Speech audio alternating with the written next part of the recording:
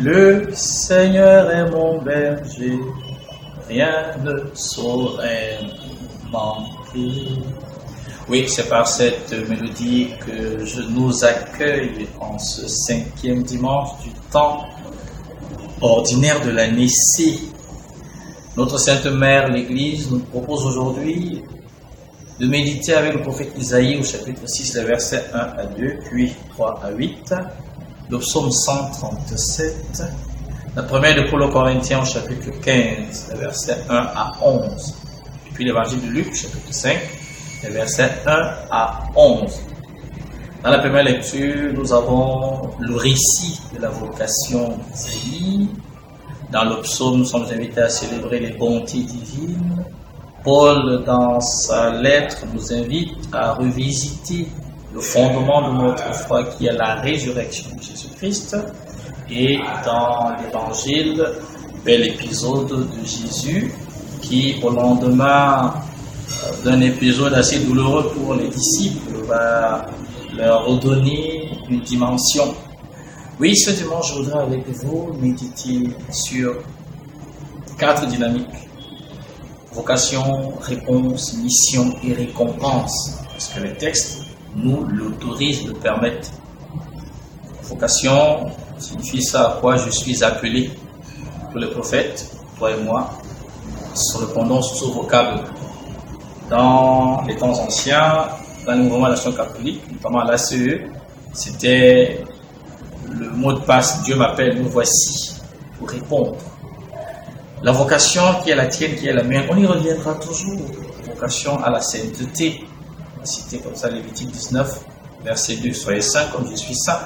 Et dans la première, n'est-ce pas, lecture, Isaïe fait l'expérience de ce Dieu qui se révèle dans sa majesté, dans sa sainteté. Et il vient purifier ses lèvres pour qu'il puisse porter un message dont il n'est pas le propriétaire, mais le dépositaire, avec toutes les conséquences que cela donne.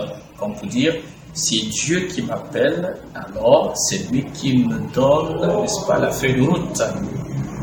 Voilà pour la vocation. Et si chacun peut être comme ça et renouveler les vocations en permanence. Une vocation appelle une réponse. Si Dieu appelle, on peut soit rester muet, soit répondre. Mais comme ça, nous sommes sur la dynamique de la réponse positive. C'est pour ça lumière dominicale. Nous devons répondre positivement aux appels du Seigneur parce qu'il nous a toujours pour nous un projet, une proposition qui est intéressante.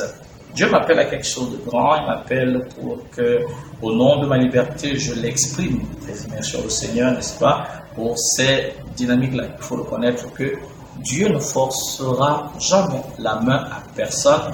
Nous aussi, nous ne forçons pas la main des autres. On ne peut que faire des propositions, surtout, n'est-ce pas, quand il s'agit d'engager la liberté, la responsabilité de l'autre. Voilà la dynamique de la réponse. Toujours, n'est-ce pas, donner des réponses positives parce que, évidemment, Dieu a un projet meilleur pour nous. Dieu appelle, je réponds. Pas pour se regarder les yeux dans les yeux, même si ce serait intéressant.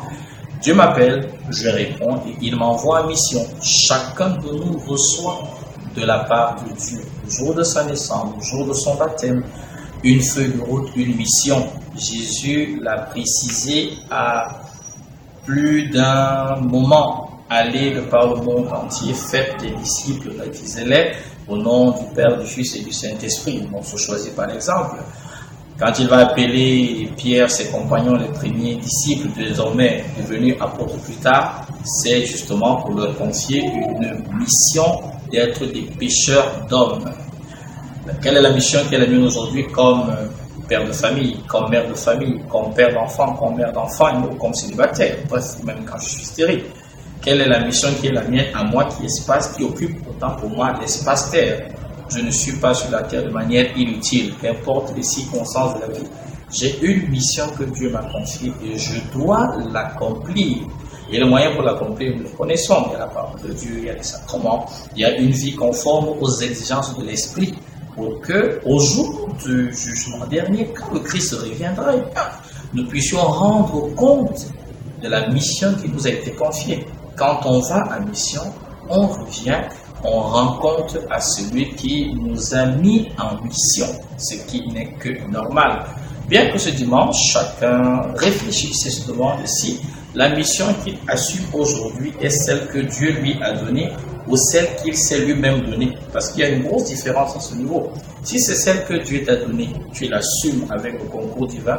Mais si c'est celle que toi-même tu t'es donnée, alors la prière que ta volonté soit faite est une fausseté dans ta vie. Oui, dans l'évangile, Jésus clarifie et spécifie la mission. Ils reviennent d'une nuit infructueuse, vous imaginez le découragement. Et Jésus va les renvoyer. Ils vont repartir, ils font confiance.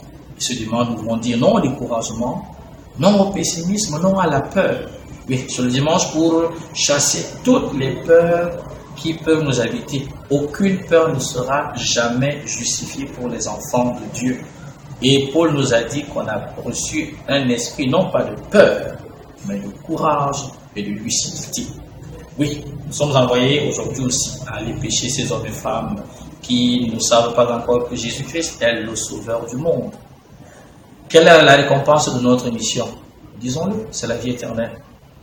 La récompense, c'est la couronne d'or. Et Paul a de très belles expressions à ce sujet. Celle qui ne va pas se faner lorsqu'il fait la comparaison avec le monde de l'athlétisme.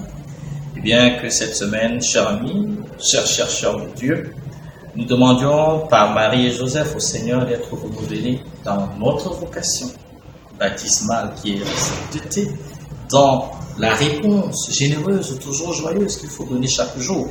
Dieu n'aime pas les réponses forcées ou les réponses tristes. Non, il faut une réponse joyeuse. Donc, nous soyons renouvelés dans notre mission. Je sais ce que j'ai à faire. Je sais comment le faire. Je le fais une fois de fois avec joie. Car l'objectif, il est grandiose. Appeler un frère à la vie, y a-t-il mieux que ça? Oui. Et la récompense, il faut savoir. Paul l'a dit à Timothée, il faut garder la foi en vue de la vie éternelle. Mais il faut courir le bon combat et attendre que le Seigneur nous récompense.